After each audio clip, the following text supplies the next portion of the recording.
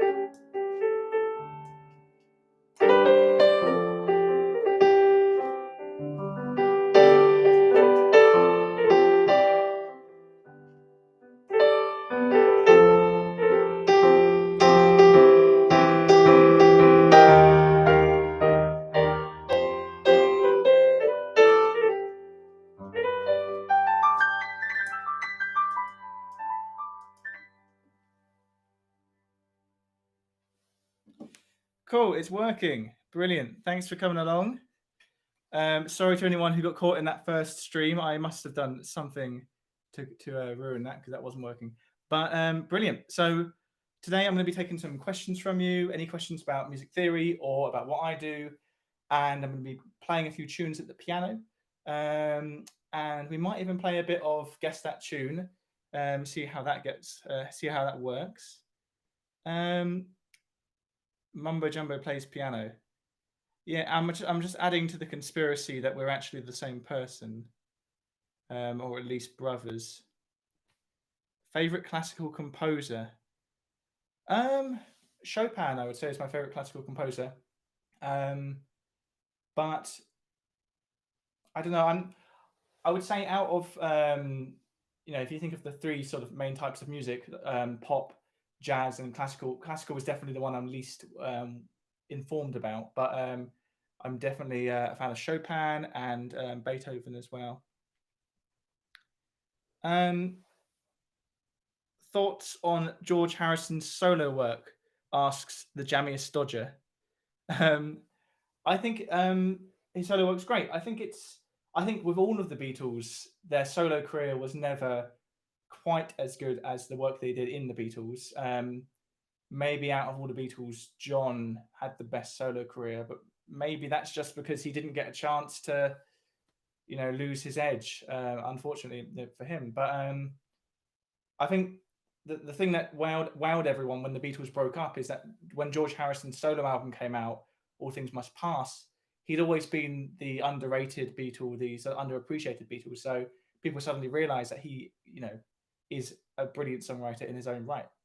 I say my favorite Harrison solo song is probably All Things Must Pass. But yeah, so yeah, George Harrison, good solo work. Probably not my favorite out of the four Beatles though. Favorite chord, asks Barry Berry. That can vary. My favorite chord can vary. I'd say something like that. Any version of like a sus2 chord. You can have the third in there too, which you might call an add2 chord or an add9, depending on the context. But yeah, I just like how there's an either major or minor, because you can pivot between the major and minor using this chord. So yeah, favorite chord, sus2. Who is your favorite Beatle? Asks Henry. Probably Paul. But if you listed my top 5 Beatles songs, they'd probably be written by John. But overall, I think Paul has the most of the strong songs. He certainly wrote most of the classics. If you think like "Let It Be," "Yesterday," "Hey Jude," they're probably the 3 most well-known Beatles songs, and they're all written by Paul. But yeah, how can you have a favorite Beatle? It's sort of like a favorite child. Morgan Lay says something. I assume you're referring to the song something. That gives me a good excuse to play some piano. I'm gonna play something.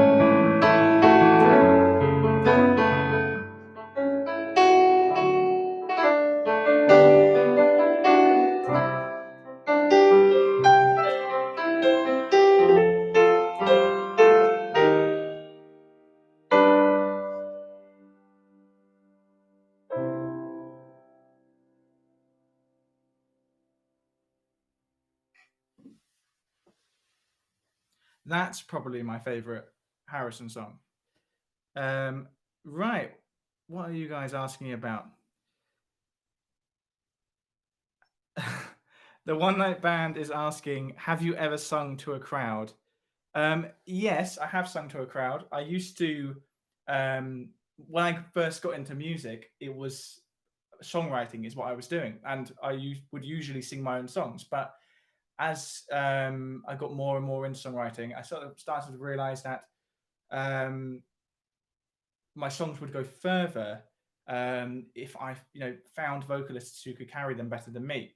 Because I don't want to say I don't want to say that I can't sing. I think I can sing, but I can basically carry a tune. I don't think I have a particularly, um, you know, talent. I don't have a particular talent for singing. I can get by with singing. Um, so yeah, I have sang on stage many times, and I think it's a valuable thing for any musician to learn to do, because it's kind of an ultimate stage fright thing. Is singing on stage. It's one thing to play your instrument on stage, but to sing is sort of the ultimate scary thing to do. So if you can do that, well, you've got a string to your bow now, and even if you don't feel like you're the best singer, it will come in handy. I often sing backing vocals when I play live. Very rarely sing the lead vocal, but it's always been something I'd like to be better at. But I, I'm I'm never sure with singing how much it's reliant on your bass ability, your sort of your own anatomy, um, because you meet people who have never had a singing lesson in their life and they're really great singers. So you would never find that with any other instrument. You would never find someone who'd never had, never really been shown a piano and yet could instantly play really well. Um, I think it's a different type of instrument. But yeah, singing. Everyone's just saying sing. Oh my goodness. No, this is my live stream. I have complete control over singing. To be honest, I haven't sang on stage in quite a while. I don't think I'm going to suddenly sing on a live stream to 240 people. So there you go. Thoughts on Tool? Asks Ram. What's that name? Ram Abbas. Tool. Most of my bandmates in my band have been trying to get me into Tool for years. The main time I really sat down and listened to Tool was when I was researching for the Polyrhythm video that I did about 9 months ago, because anytime you talk about polyrhythms, Tool come up. It's sort of like their signature thing to do. So I do like Tool. I've actually recently been listening to I think the album's called Lateralis, which is great. I wouldn't say I find with anything that's heavy rock, I find it can be a little bit grating after a while, but there's occasional standout songs which I think are amazing. And obviously, as I found when I was researching that polyrhythm video, a lot of the rhythmic stuff they're doing is incredibly advanced and very hard to pick apart, which is amazing. And the fact that they make it sound good, because the classic stigma of prog bands is that it's complexity for complexity's sake, and I don't think that's the case with Tool. So yeah, I'm a fan of Tool. What else have we got here? Okay. Elton John, please.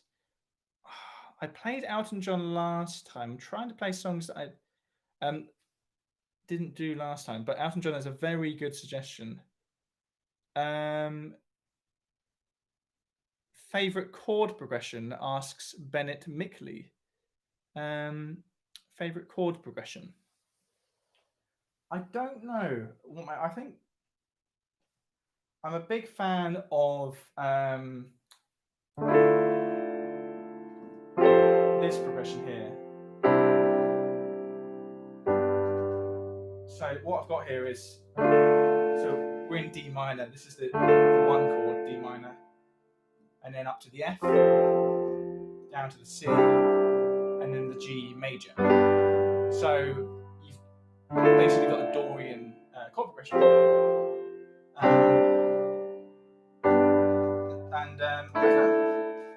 I don't think I have a favorite. I was just like, similar with the chord question, it changes. There'll be a chord progression that I suddenly get into and continue playing for months, and then I'll find something new. But I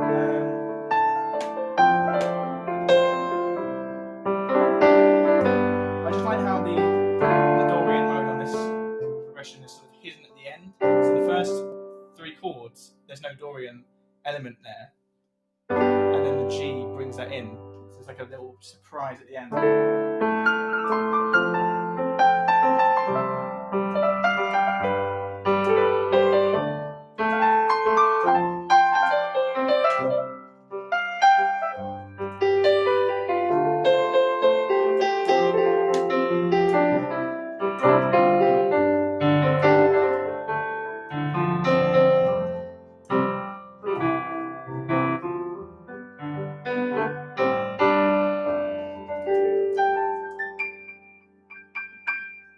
Yeah, good question.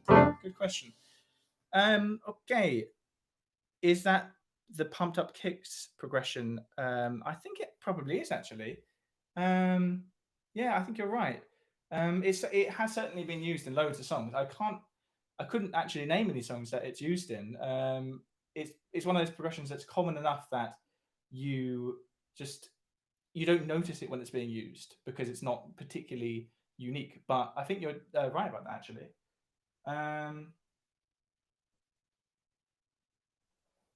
So what's that say? Braun Allen asks, he says, I can't understand modes, please help. I have been planning on doing a sort of a series on modes. I've touched on modes in quite a few videos, but a lot of you have suggested before, and I think this is a great idea, that I do a video on the Dorian mode and a video on the Phrygian mode, and to sort of work through them like that. Because each mode, even though we group them together in this set called the modes, they're all individual scales. And to really get your head around the scale, you want to sort of spend time focusing on it. You don't want to suddenly just move on to the next mode and the next mode and the next mode. The long and short of modes is they get this special status sort of above other scales because you have various scales, right? You have harmonic minor, the whole tone scale, diminished scale. But then you've got this particular set of scales called the modes. And the reason they're modes and not just scales is all to do with the way that they're basically the same as the major scale in this example, but starting on a different degree.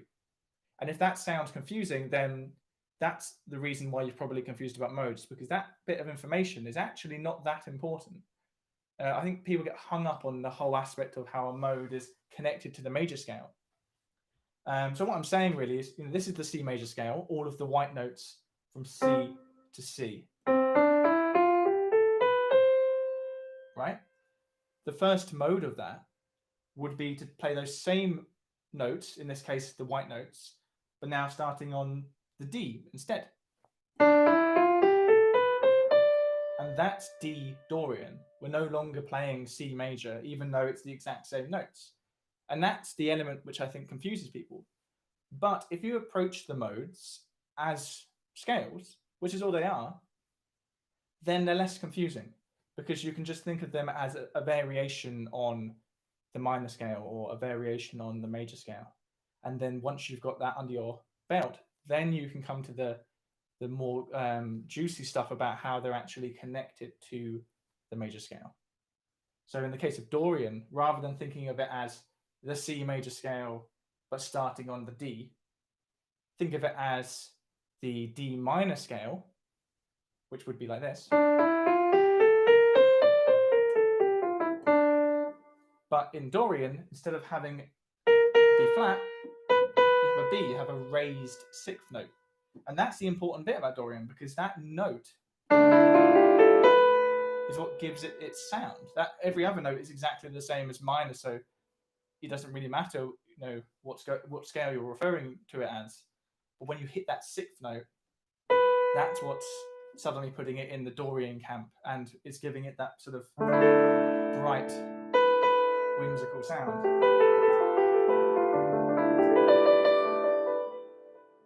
Just to finish on Dorian, I think maybe it's always good to have one example of each mode, I think, to kind of act as your sort of mental image, or at least a sort of your audible image of how that mode should sound. And for me, the way, if someone says Dorian, I think Riders on the Storm by the Doors, because that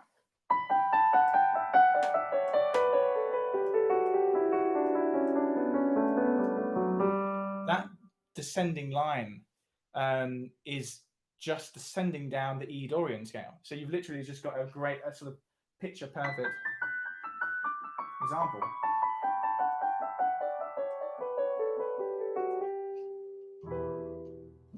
Yeah, as you can see from the amount I just talked about, that it's definitely worth doing a video on that. Okay, so what other questions have we got? Oh my goodness, they're going quite fast. I think I can press a button to stop them from going. Yes, no.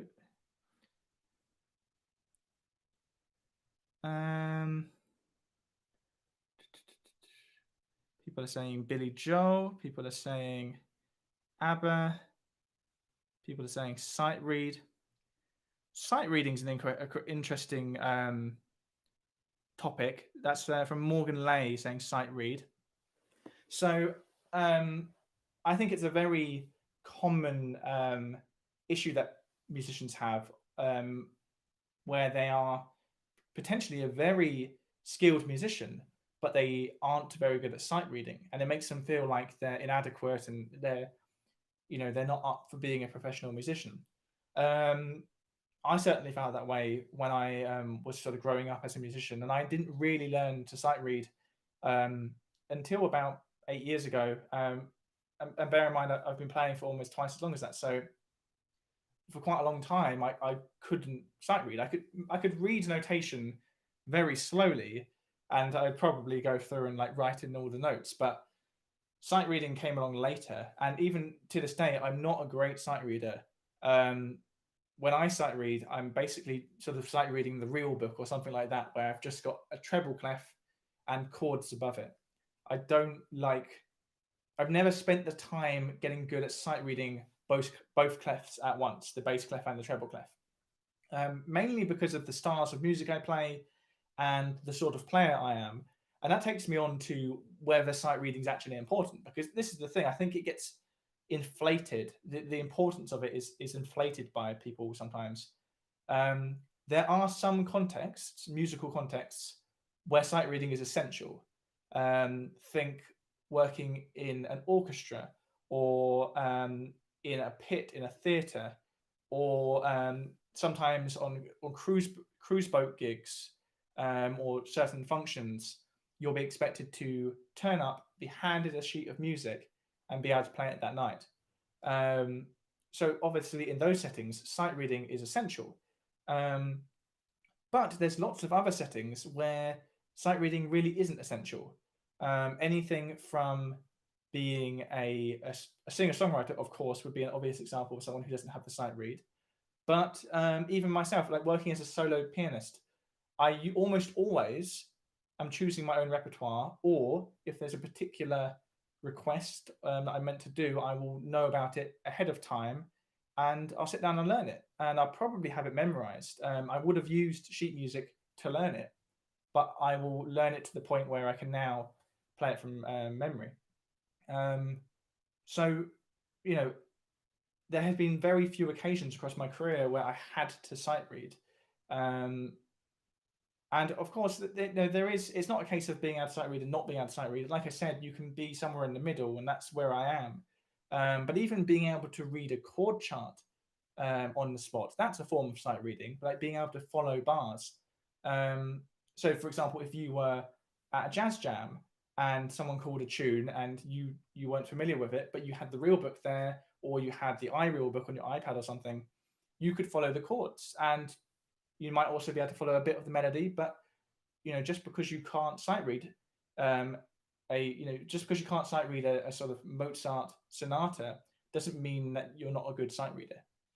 But yeah, as I said, there are definitely some occasions when you do need to be able to sight read, but it comes down to what sort of player you are, what environments you're going to be playing in, and you sort of how much time you want to invest in that skill. Viola Bridge asks, "Hello, David. What is the model of your piano?" This is a Nord Piano 3. I I'd wanted a Nord ever since I started playing piano. My first digital piano was a Roland, which are great, but they're not quite as great as Nord. The reason I chose Nord Piano 3 is because the piano range of Nord, rather than Nord Stage, which is kind of like their flagship keyboard, the piano one is all about mimicking the action of a proper piano key on a proper grand piano. Because I often record with this, and you'll be amazed at how, when you're trying to get a good recording, if your keyboard isn't very good at picking up subtle dynamics in your playing, you'll perform something, listen back to it, and it just won't sound right. It will sound clunky and sort of ham-handed. Like, the subtlety of dynamic is something that you're probably not thinking about when you play, but then when your recording doesn't have it anymore, you'll notice it's not there. But that said, of course, like, there is no substitute for a real piano, but real pianos are notoriously hard to record and get a good sound out of for various reasons. So at the moment, I use this to record. One day I'll have a piano room with mics set up, and if I get enough patrons, maybe, I don't know. That's not some sort of passive aggressive plug. It's just it's just a pipe dream. Okay, questions even. What have we got?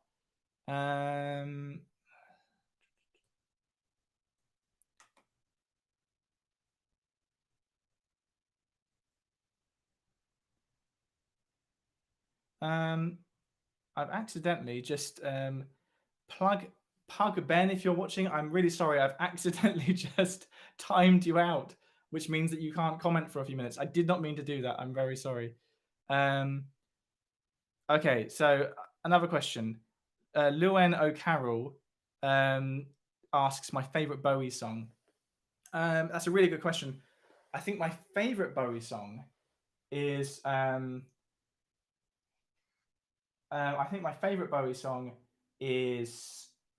Andy Warhol. I don't know if you're familiar with Andy Warhol, not the person, but the song. It's on Hunky Dory, so it's a slightly less well-known song, but it's a great tune. So check that out. I'm just getting a message. I've got an iPad set up over here. I'm just gonna have a look at what it says. Okay, Leo Comerford, thank you so much for putting forward a question on the super chat. I'm really sorry I missed it. I must have been yabbering on when it happened. Let me just see if I can find that. I thought the super chat was meant to get pinned to the top, but apparently not. Maybe if my assistant can message it to me, that would be helpful. But so Leo, I will answer your question in a minute when I have it. In the meantime, I'm going to play you a song. I want to see if you guys can guess what this song is. I'm not going to tell you what it's called, but you will recognize it, hopefully.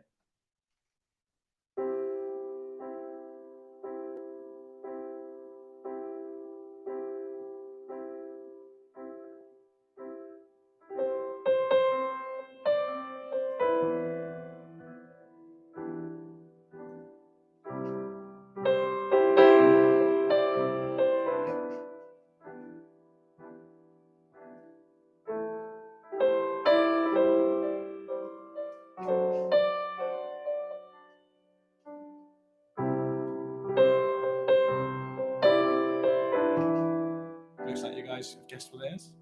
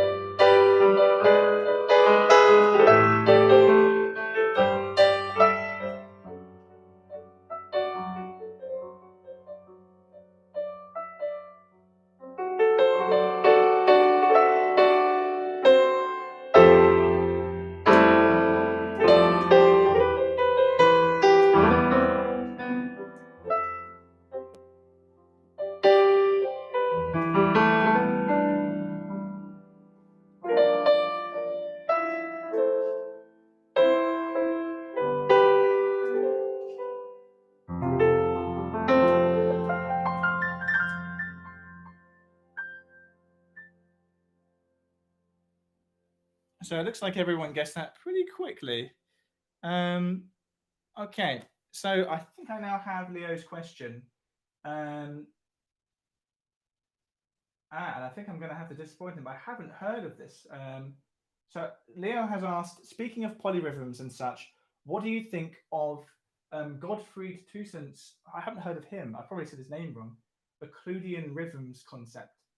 Um, I'm not familiar with occludian rhythms. I've never heard of that, so I'll definitely have to check that out. Sorry that I can't offer any insight, but you'll know if it's something I find interesting because you'll see eventually a video will come out about it, and I'll try to credit you as the person who informed me about it. But yeah, I've genuinely never heard of occludian rhythms.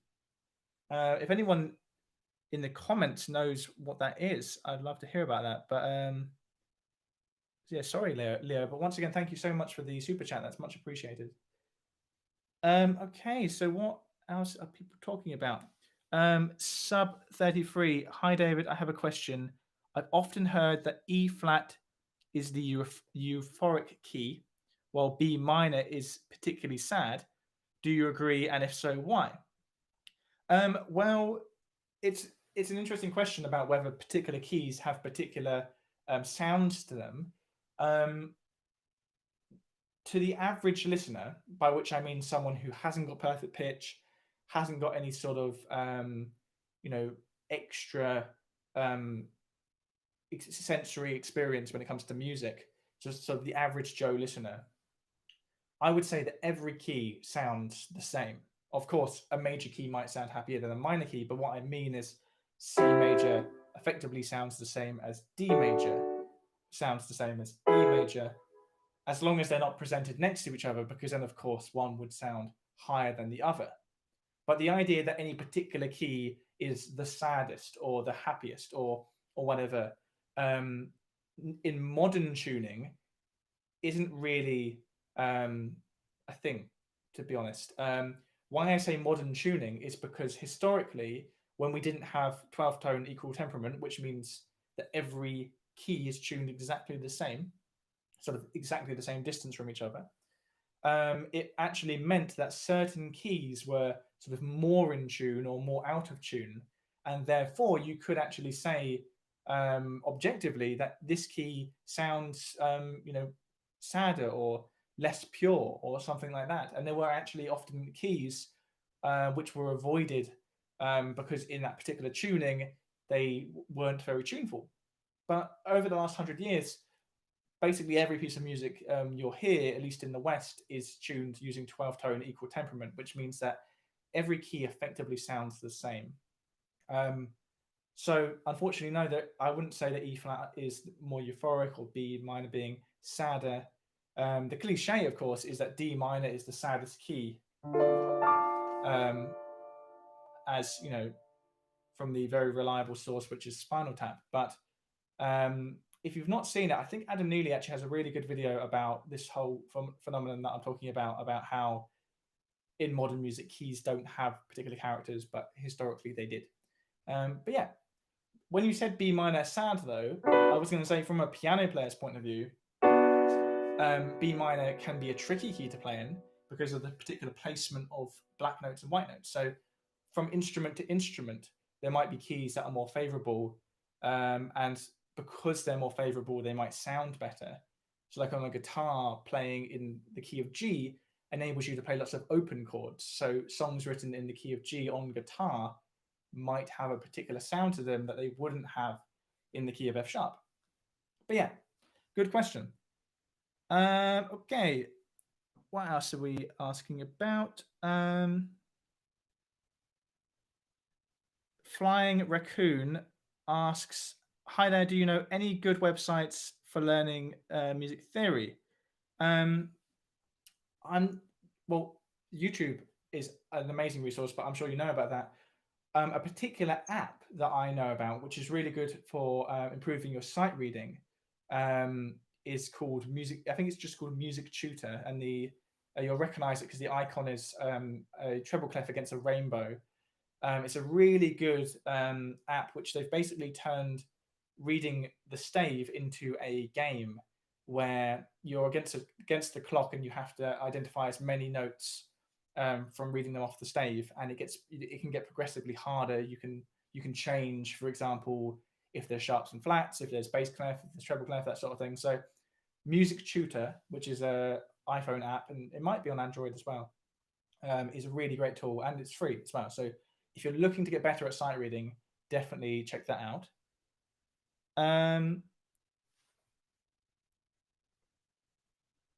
So I think, what's that question? Kanya Digit asks, can people major in music theory? What would they do with that major? So when you say major, you mean, so over in the UK we don't say that, but I'm guessing what you mean is sort of that get a degree in music theory. Can someone get a degree at university in music theory? Yes, they can. What you can do with that? Well, I guess you could ask the same question about lots of different degree topics. But I think if you got a degree explicitly in music theory, not music with some theory or music performance or something like that, if it was actually just theory, then you'd probably be looking to become some sort of musicologist, who are experts in how music works, what makes music tick, and musicologists can do all sorts of things. One of the most interesting things that musicologists can do, although I'm not sure you can make an entire career of it, is that they might be called in as an expert if there's a court case about a copyright claim. So, you know, when you get things like Led Zeppelin getting accused of ripping off a song to write Stairway to Heaven, the court would have brought in a musicologist who can be a sort of third-party, non-biased expert opinion on whether the two songs are similar. So that's one thing you could do. Of course, it's not the only thing. Teaching is obviously an obvious thing you can do, and also just academia in general, writing, analyzing, talking about music and how it works. That can be a career in itself. But yeah, I didn't get a music theory degree. My degree is actually in professional musicianship, which was a kind of an overall music degree. We had bits of composition, we had bits of performance, bits of theory, and probably if you're looking to be a working musician, at least your undergraduate degree, your bachelor's degree, you'd probably be better off getting a more broad music degree. And then if you did decide after that you wanted to specify in a particular type of music, then a master's or postgraduate degree could be in music theory, or something even more precise, ethnomusicology or something, I don't know. But yeah, you can certainly do it, and it sounds fun to me. Maybe it doesn't sound fun to everyone. Hi, David. This is Simon, by the way. Simon Ubovic. Hi, David. Love your videos. Do you have a favorite Beatles album? Like we were saying earlier about the Beatles in general, I don't think I can have a favorite. It kind of changes week to week, but the one I always go back to is Sgt. Pepper. Mainly just from a sort of nostalgic, comforting place where it was the first Beatles album that I really got into, so I have really strong emotional ties to it. But that said, I love Revolver. I love a lot of the songs from Magical Mystery Tour, although technically not an album. And Abbey Road is an album that when I was growing up, getting into the Beatles, I kind of overlooked Abbey Road. But now, in recent years, I've paid a lot more attention to it, and Abbey Road is brilliant as well. I guess in general, the earlier Beatles albums, Please Please Me, Beatles for Sale, With the Beatles, I like them, but I'm not always putting them on. Like the songs are brilliant, but as any Beatles fan knows, there's quite a big difference between the songs of the Beatles from 1962, 1963, and 64 to the ones that they wrote in 66, 67, 68. Almost like two different bands, really, when it comes to those albums. But yeah, I didn't really give you an answer, but I'm going to say Sgt. Pepper. Matteo J asks, do you like the band Genesis? I do like Genesis. I feel like I haven't listened to enough Genesis. They have quite a varied catalogue, and they're one of those bands where they've been quite eclectic and proggy, and they've also been quite poppy. They've been very radio friendly. So I do love Genesis. My favorite Genesis song is probably Land of Confusion, but I also really like, is it called Follow Me, Follow You? I really like that one. But I'm also a big fan of Peter Gabriel. I think Peter Gabriel's So, his album So, is one of my favorite albums. So I really do owe Genesis a bit more time. I should listen to them more. What people saying on here? Other questions. Claire Dyer asks, have you ever listened to Hamilton? I definitely want to see Hamilton. I don't typically listen to musical soundtracks until I've seen them, so I haven't listened to it. And I know that Hamilton has come out on Disney Plus, so you can watch like a filmed version of it. But I really want to just save that experience for the theatre. So I haven't seen it yet, but the moment the theatres get back open again, assuming it's still on in London, which I think it is, I'm going to go see that, because the amount of people who have told me that I have to see that. And the thing is, over here in the UK, at first it seemed like it wouldn't be relevant, because as far as I gather, I don't know a lot about it, but as far as I gather, it's about American history. But the music is just meant to be amazing, and I find American history interesting as well. America has some of the most interesting history around, I think, for better or for worse. Now, I think once again I've actually missed out on some people who have been giving the what's it called? The super chat, the tipping.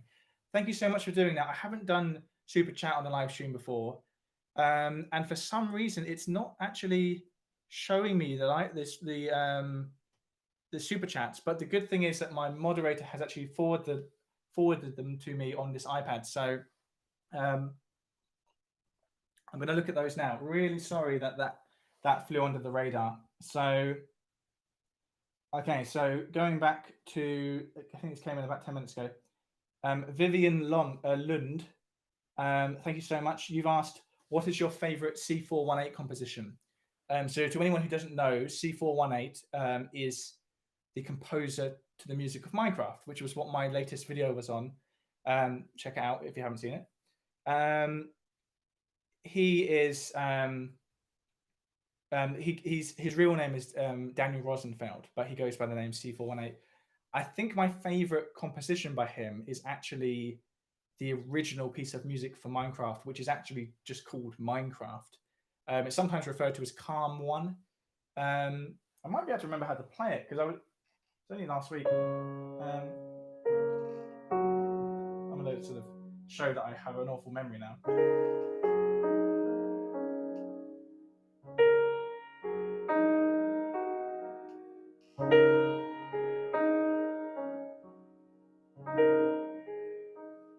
Is that one? It's basically just that motif spun out and turned into a brilliant piece of ambient music. So thank you for that question. If you haven't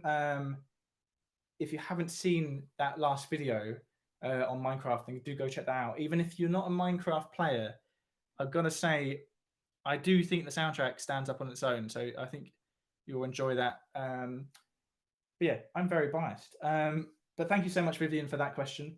Dibben, I missed your super chat as well. Thank you so much for doing that. But I don't think there's a question associated with it. But thank you so much for the support. That's really appreciated. Okay, George Dickinson asks, favorite Pink Floyd song. Well, that's a good question. I really, really like Another Brick in the Wall. I was actually listening to that earlier. But I think my favorite is actually Any Color You Like from Dark Side of the Moon. And that album in general is like one of my favorite albums. That Dark Side of the Moon has to be a top 10 album of mine. But Any Color You Like, I just love. That's I think Richard Wright, the keyboard player from Pink Floyd, is so overshadowed by David Gilmour and oh my goodness, I've forgotten his name. Quickly, comment section, tell me the name of the other guy from Pink Floyd, the bass player. Oh, it's on the tip of my tongue. When someone writes it down, Roger Waters. There it is. Thank you so. You know when you see it and you're like, of course. Next I'll be forgetting the Beatles. But anyway, Richard Wright, who's the keyboard player from Pink Floyd, he's an amazing writer and piano player, and songs like Great Gig in the Sky were ultimately his piece, and Any Color You Like is another example of his amazing writing and keyboard playing. So yeah, Any Color You Like, that's what I would say my answer is. Glaze the Band asks, can you do a video on analyzing MGMT's music? That sounds like a great idea. I love MGMT. I've actually been for a while considering analyzing Electric Feel, because it's it's a disco song, right? MGMT, at least on their first album, were writing what you might call new disco, like disco music but with a modern twist. And disco is almost always in 4/4, because you can think of that 4 on the floor drum beat. But Electric Feel is in 6/4. So it has this really wonky sound to it. And for years, I hadn't noticed this until someone suggested it once, I think, in one of the videos. I looked it up and I thought, yeah, how have I missed that this song is in 6/4? It's occasionally transcribed in 3/4, but kind of two sides of the same coin, really. But it then breaks down in the breakdown of Electric Feel. It then goes to 4/4 and then switches back to 6/4 at the end. But yeah, I think I'm going to be including that song in a video I'm doing about songs that have metric modulations, so songs that change time signature. So yeah, MGMT will be covered. They are definitely one of the most interesting bands of the last 20 years. Username, that's a good username, asks, what's your favorite video that you've uploaded?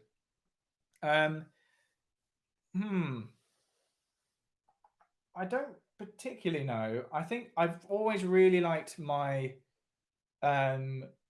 mode, the one where I ranked the modes by brightness, because I remember when I sort of thought of that concept,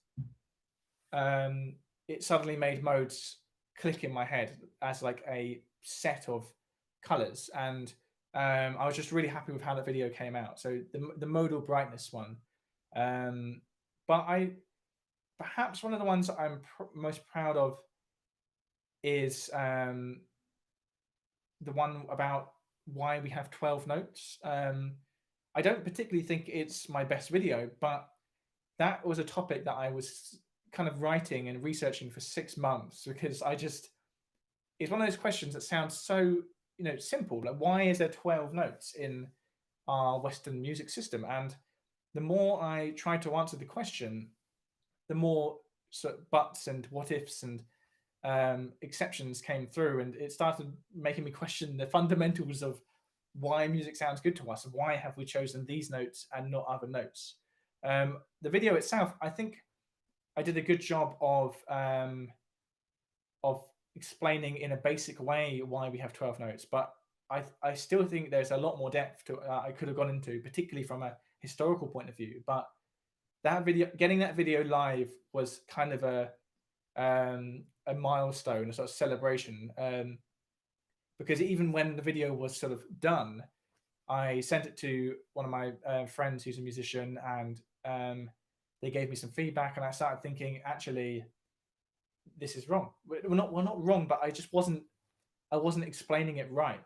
I wasn't explaining it in a way that actually made any sense. I guess the information was in there, but it was diluted by confusing stuff. So but yeah, so when that video actually got live, I was pleased that the comment section was full of positivity and not, oh my goodness, I can't believe how wrong you are, because that probably would have destroyed me Usually, I'm not that attached to videos, but that video, after 6 months of scripting, I was attached to it. Okay, let's have a look at what you guys are talking about.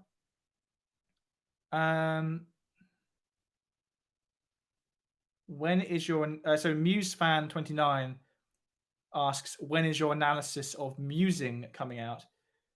If you weren't called Muse fan 29, I would be asking what musing meant, but I guess you mean just Muse.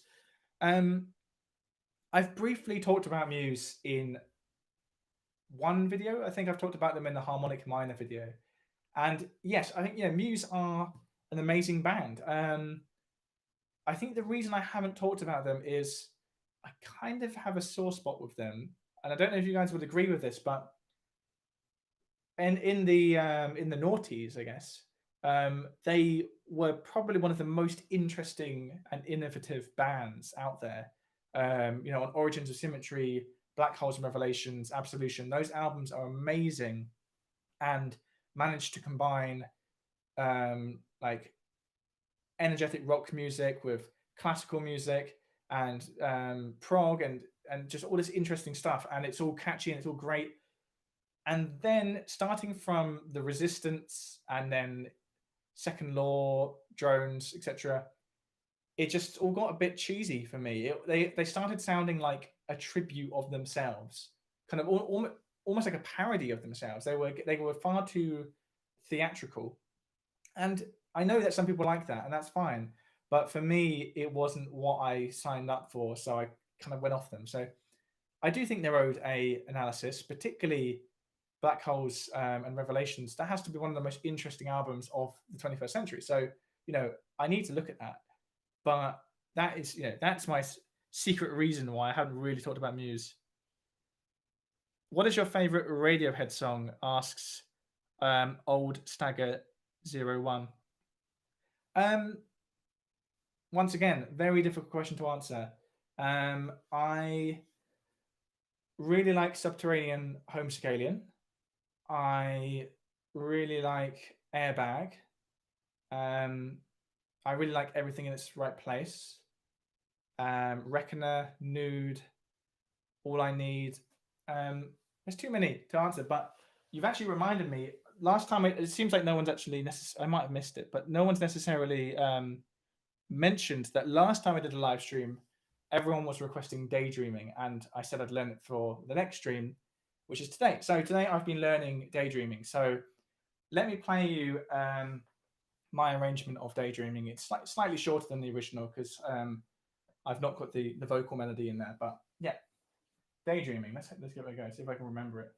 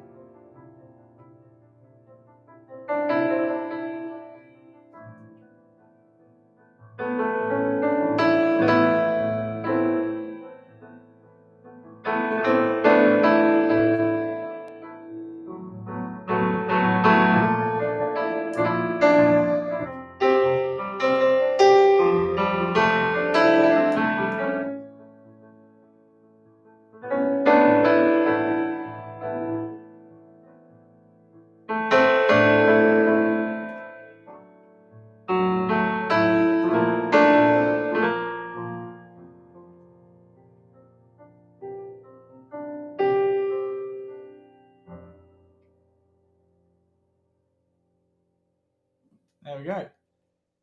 Probably 95% accurate, 5% mistakes, but maybe I'm being generous. Okay, Ryan Robinson asks, this is a good question. Have you ever struggled with tinnitus?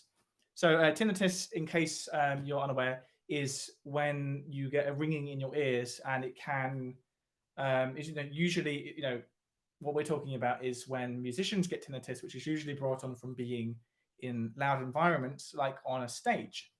I almost always used to get tinnitus after any gig with a drummer, particularly if you're near their cymbals. And I would almost always try to have at least one earplug in, and I would choose the ear that was facing the drummer, because it's, it can be really concerning when you've had a gig and you haven't really noticed any ringing in your ears, and then you get home, you get into bed, and suddenly your ears are screaming, and you're thinking, this is not, this isn't going to be good for the longevity of my hearing. So first of all, if you're playing in a noisy environment with a drummer, with distorted amplified guitars, at least wear one earplug. I know some people don't like wearing two earplugs. I'm one of them, because it starts feeling like you're kind of removed from the music because you can't really hear as much. But if you're going to ruin your hearing, at least save one ear, is my theory. But I did have a scare with tinnitus about a year ago, where one of my ears